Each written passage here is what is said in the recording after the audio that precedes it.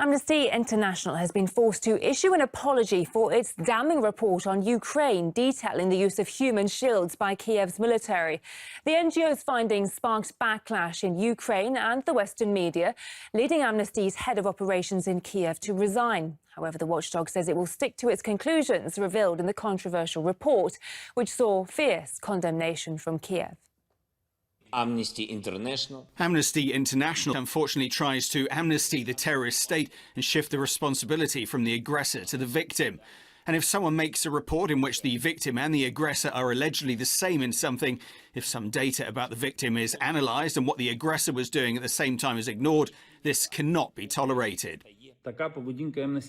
This behavior by Amnesty International is not about finding and conveying the truth to the world. It is about creating a false balance between the criminal and the victim. So please stop engaging in this creation of a false reality where everyone is guilty of something.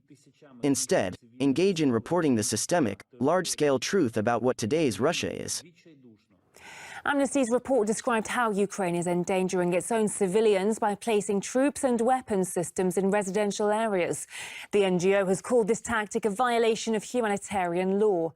The watchdog has called on Kiev to stop putting its people in harm's way and to evacuate them from the combat zones.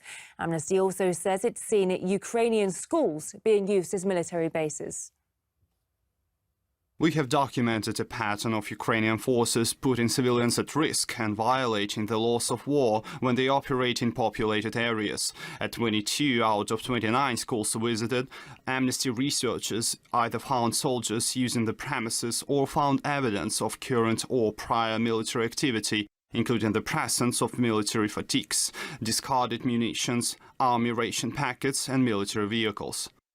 The organisation also blamed Russia for causing casualties in civilian areas by using highly destructive weapons to target Ukraine's military. Russian Foreign Ministry spokeswoman Maria Zakharova says Moscow has been reporting on Kiev's use of human shields for some time, and Russian officials also say the allegations against Moscow are distorting the facts on the ground. Social media has been flooded with images showing Ukrainian troops using civilian buildings as bases. Some footage also shows military vehicles hiding behind residential homes. Journalist and author Luc Rivet says Ukraine's military had been intentionally endangering civilians for propaganda purposes.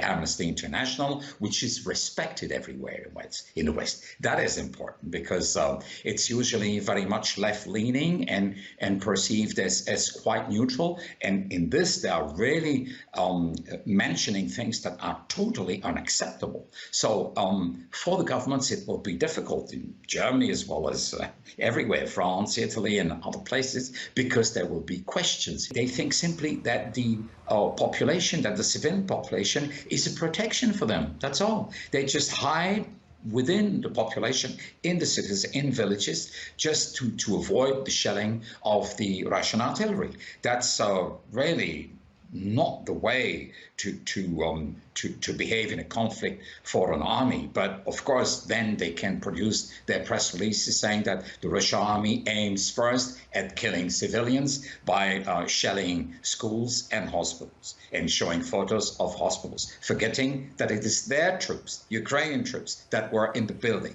and were shelled by the Russian army.